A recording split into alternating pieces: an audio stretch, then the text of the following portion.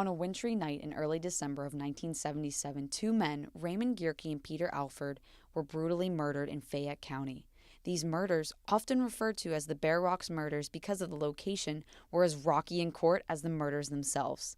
This is the story of the decade-long prosecution and the 30-year conviction reversal of David Munchitsky by the Innocence Institute of Point Park University.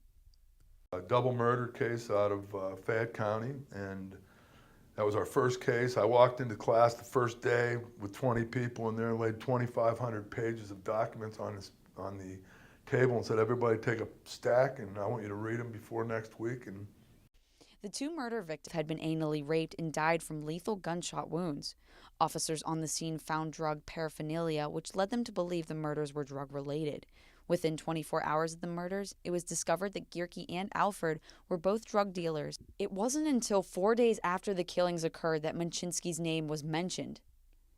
Police questioned Alford's girlfriend about the murders. She said that Alford and Munchitsky had a meeting the night of the killings. Munchitsky was not the only name mentioned when Alford's girlfriend was questioned by police.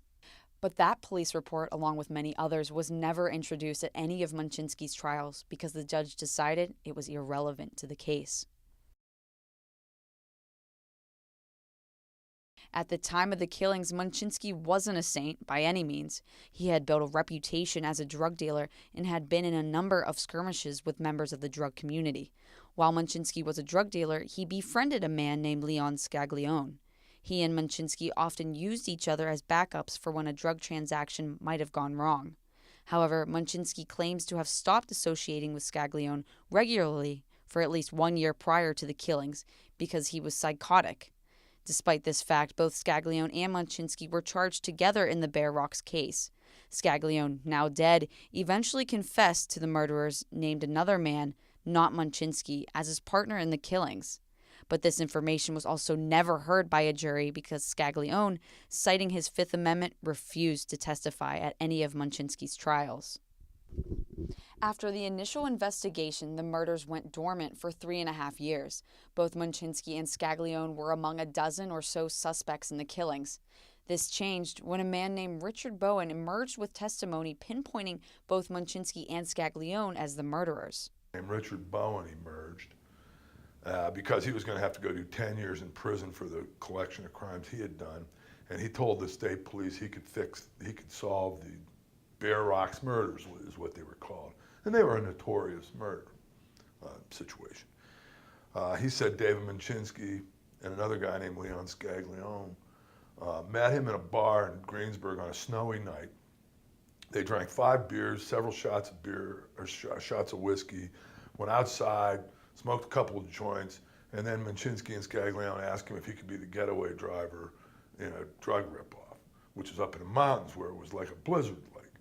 So Bowen, who didn't have a driver's license and was also a derelict, a guy that had been caught like stealing church envelopes, and one time he walked into a bakery and stole a jar of money that was for a kid that had cancer, and he was just a piece of crap. And Munchitsky was a drug dealer, but he would not have hired Richard Bowen to do anything. But Bowen says he took him up to the mountain, sat up at the end of this alleyway and watched them go down and shoot these guys, steal drugs, and walk out.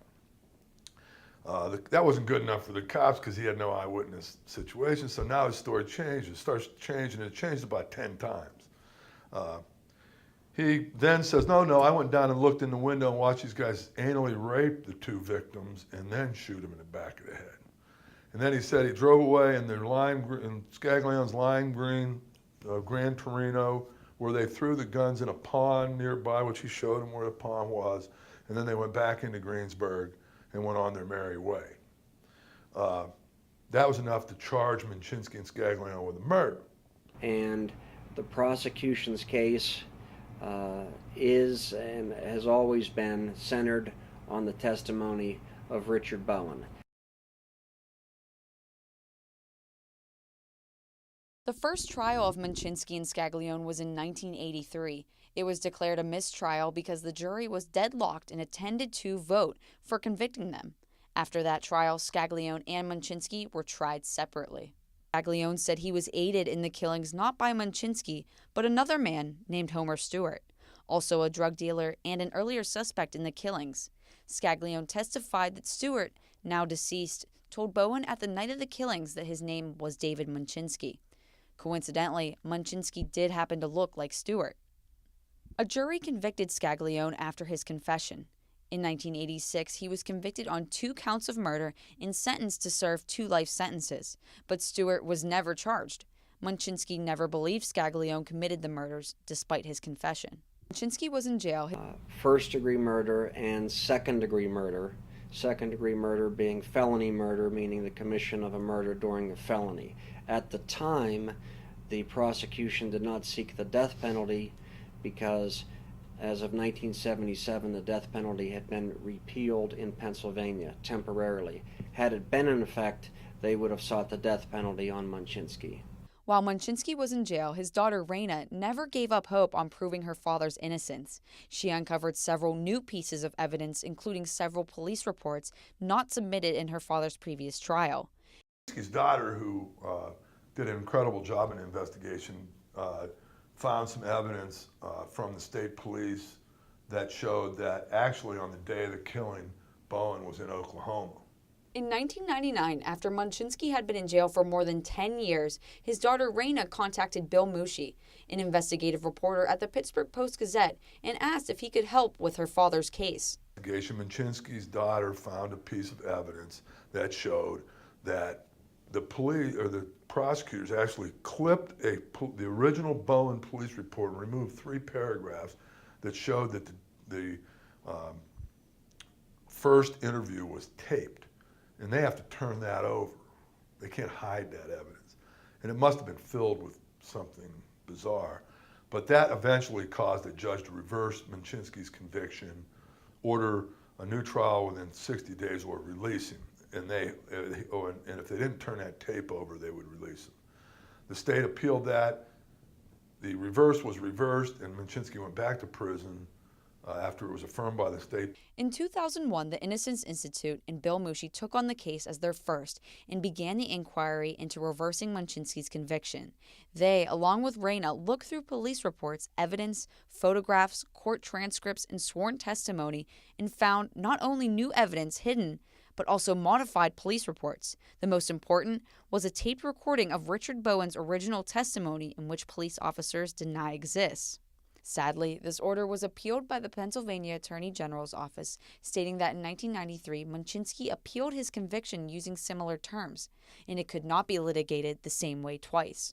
And 1 year after a judge ordered his convictions reversed, the Pennsylvania Superior Court officially reversed the order and reinstated his original convictions, citing several reasons, namely time as a factor, and said the lower court's reveal of new evidence was not justified.